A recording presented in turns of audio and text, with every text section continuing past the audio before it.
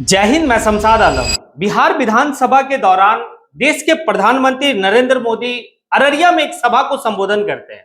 उस अररिया में सभा को संबोधन करते हुए उन्होंने जो है कि कई ऐसे चीजों के उन्होंने जिक्र किया, और जब वो जिक्र किए तो उस भाषण को बैरिस्टर असदुद्दीन अवैसी साहब जो है कि कोट करते हुए और अपने सभा में लोगों को सुनाते हुए उनके बात को कई सारा जो है कटाक्ष किए और लोगों को समझाएं, बाकायदे बैरिस्टर असदुद्दीन अवैसी साहब।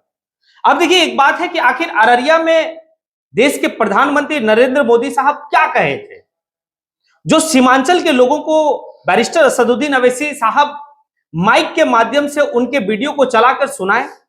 वो इस बात को कहे थे देश के प्रधानमंत्री कि ये जो एनडीए की सरकार है और एनडीए की सरकार आने की नीतीश कुमार की अगुवाई में जो सरकार बिहार में चल रही है, वो भाई पटना में आईआईटी बनाई, उसके बाद बोधगया में आईआईएम बनाया, पटना में एम्स बनाया, दरभंगा में एम्स का कार्य काफी तेजी से चल रहा है, बिहार में नेशनल लॉ यूनिवर्सिटी बनाया गया, भागलपुर में ट्रिपल आई यानी कि ट्रिपल आईटी जो है कि है, फिर 4 नेशनल यूनिवर्सिटी बनाए गए, उसके बाद गंगा पर 4 जो है कि एक बृहद पुल बनाया गया। ये सारी बात आप देख लीजिए कि वो कहां किए हैं। सवाल इसी बात का था बैरिस्टर असदुद्दीन अवैसी साहब का कि आपने बोधगया को किया, आपने भागलपुर में सारा चीज किया, आपने पटना में सारा चीज किया, लेकिन आप जो है कि आखिर सौतेला व्यवहार सीमांचल के साथ क्यों?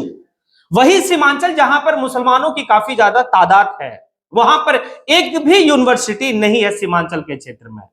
जी, ये सवाल जो है कि वहां पर करते। उसके बाद वो कहते हैं कि आपको यानी कि बिहार के मुसलमानों की अगर आप स्थिति को अगर देखना चाहते तो इस बात से समझिए कि 90% ऐसे वहां के लोग हैं जो 12th तक यानी कि इंटरमीडिएट मतलब भाई कंप्लीट नहीं कर पाए हैं। ये हालत है। ये सारी बात वहां के लोगों को वो समझाए कि आखिर कब तक आप जो है कि वोट बैंक बन के रहेंगे। आप जब तक वोट बैंक के बन के रहेंगे आपके साथ यही होगा। आप अपना जो है कि भाई खुद ही जो है कि तलाश कीजिए कि मेरे लिए कौन बेहतर कर सकता है, मेरे लिए कौन जो है कि भाई सदन में मेरे लिए आवाज उठा सकता है, कौन जो है कि सदन के पटल से भाई हमारे लिए जो है कि हक छीन कर लाके और हमारे इलाके में वो कर सकता है। ये तो आपको समझना होगा। और आप एक वोट बैंक बन के बैठे हुए हैं। देश के प्रधानमंत्री गिना रहे हैं पूरे बिहार में कि भाई एनडीए की सरकार और भाई नीतीश कुमार की अगुवाई वाली सरकार फलाना काम किया, फलाना काम किया, लेकिन वो सारा काम जो है कि भाई या तो भागलपुर, या तो गया, या तो पटना, आखिर सीमांचल में क्यों नहीं? सीमांचल क्षेत्र जो है वो बिहार का सबसे पिछड़ा हुआ क्षेत्र कहा जाता है। वहां की अगर आप हालत देखेंगे तो ऐसी हालत है कि वहां के लोगों के लिए भाई कोसों दूर जो है कि विकास है ही नहीं।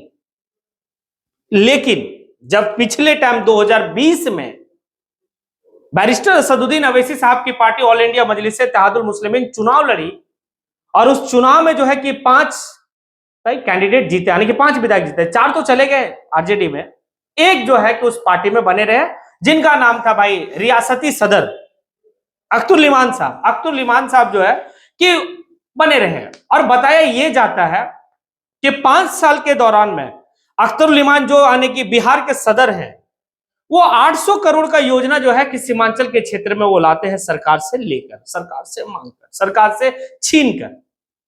तो ये तो आपको देखना है कि आप कैसे लोगों को चुनते हैं। आपके पास ऑप्शन है। कल तक आपके पास ऑप्शन नहीं था।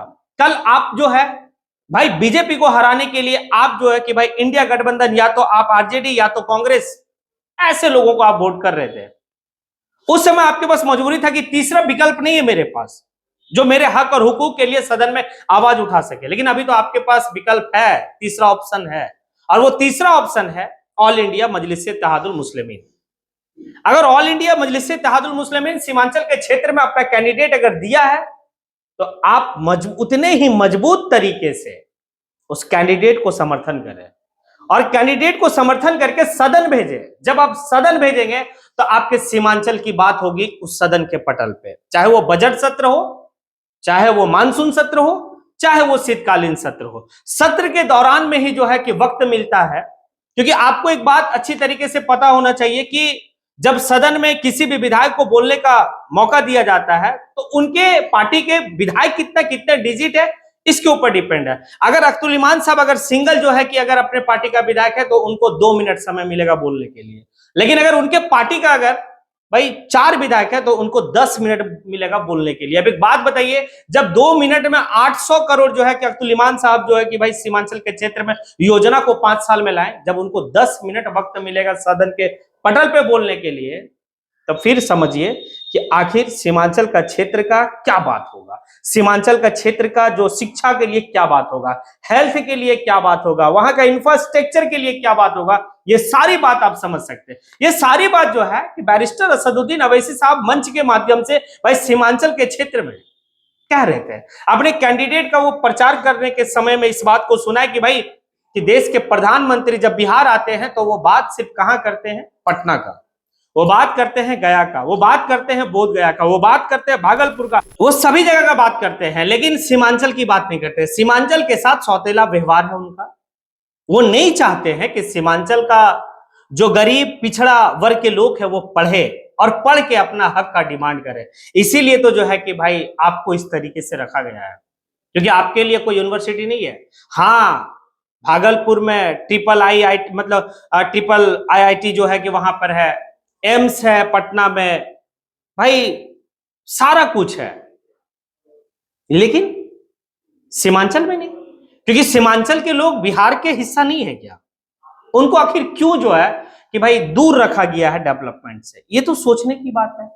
और वो ये भी बात कहते हैं कि भाई एक बात समझो, 90% मुसलमानों में ऐसे लोग हैं जो इंटरमीडिएट की एजुकेशन नहीं प्राप्त कर पाए, छोड़ दिए हैं पढ़ाई।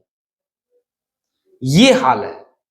और वहां पर ये हाल इसलिए है क्योंकि वहां पर हमारे पास शिक्षा की कोई बेहतर व्यवस्था नहीं है। जो शिक्षा की व्यवस्था होनी चाहिए सीमांचल में नहीं है। आखिर कौन करेगा? आपने तो भाई हमेशा सीमांचल में जो भी सीट है उस सीट से आप किसको जिताए हैं? या तो कांग्रेस, या तो आरजेडी, या तो कांग्रेस, या तो आरजेडी, या तो जनता दल यूनाइटेड, यही सब लोगों को आप जिताए हैं। तो आखिर अभी तक आपके लिए एजुकेशन की बात क्यों नहीं हुई? आखिर अभी तक जिनको आप जिताते आए हैं इतने दिनों से, आखिर आपके वो हेल्थ के लिए क्यों नहीं बात की है? ये सारी सवाल है या नहीं है? ये सारी सवाल पूछता है। आप छोड़ दीजिए ना कि आपके मन में ये चलता भाई इसकी सरकार हम बनाएंगे, इसकी सरकार हम गिराएंगे। ये आपसे कोई बात ही नहीं कर रहा है। क्यों आप पड़े हैं कि हम सरकार बनाएंगे और हम सरकार गिराएंगे? ऐसा नहीं है। आप सरकार मत बनाइए, आप किसी को हराइए नहीं, किसी को जिताइए नहीं, आप एक बार अपने लिए वोट कीजिए। आप जब आप एक बार अपने लिए वोट करते हैं तो समझ में आता है कि क्या होता है। वरना आपको आज तक यही कहा गया है कि अगर आप हमें वोट नहीं देंगे तो फलाना जीत जाएगा। ये डर दिखाया गया और ये डर हम में दिखाया गया। और क्या हम पैदा इसीलिए हुए हैं? किसी को हराने के लिए। अगर उसको नहीं हराएगा तो भाई वो आ जाएगा तो तुम्हारे साथ ये होने वाला। क्या होने वाला है? कुछ नहीं होने वाला। बस एक बात है, अगर आप मजबूत कैंडिडेट को चुनते हैं और वो मजबूत कैंडिडेट सदन के पटल पे जाता है तो सोचने वाली बात होगी, आपके लिए अच्छा बात होगा। अब डिपेंड करता आपको। आखिर अवैसी साहब इतने टाइम आके आपको जगाने का बात कर रहे हैं, कोई ऊपर से नहीं आने वाला। आखिर आप कब जागेंगे? आपको कौन आएगा तब आप जागेंगे? अरे आ तो रहे हैं, आपके समाज के बेहतर से बेहतर लोग भी इस बात को कह रहे हैं। छोड़ दीजिए आपके समाज, दूसरे समाज के लोग भी इस बात को बेहतर तरीके से कह रहे हैं कि भाई पढ़ा लिखा इंसान है, काफी तर्क से अपनी बात को रखता, संविधान के दायरे में रखता। अभी हाल ही के दिनों में भाई अवध ओझा सर भी इस बात को कहे कि बैरिस्टर असदुद्दीन अवैसी साहब काफी काबिल व्यक्ति हैं, लेकिन आप नहीं समझ रहे हो। ये बात गैरों की समझ में आ रही है, लेकिन जिस समाज से बैरिस्टर असदुद्दीन अवैसी साहब ताल्लुक रखते हैं उस समाज के लोगों को कब समझ में आएगा? अगर नहीं समझ में आ रहा तो ये 2025 आपके लिए समझ लीजिए, इस समझने का वक्त है। अगर इस 2025 में आप नहीं समझे तो आने वाले वक्त में आपका भाई कहा नहीं जा सकता आपके साथ क्या होने वाला है। अब आप लोग के ऊपर डिपेंड है कि आप क्या सोचते नहीं सोचते। अब ये सारी बात को सुनकर आपको क्या लगा? क्या मैंने जो कहा वो सही कहा? या बैरिस्टर असदुद्दीन अवैसी साहब जो मंच के माध्यम से लोगों को मोबाइल में भाई उनका वीडियो चलाकर जो सुनाए मोदी जी का, उसके बाद उसके ऊपर वो डिफाइन किए, आपको क्या लगा, नहीं लगा, आप कमेंट बॉक्स में आके कमेंट जरूर करें। इसी के साथ मैं अपनी बात को यहीं पे समेटता हूं। जय हिंद।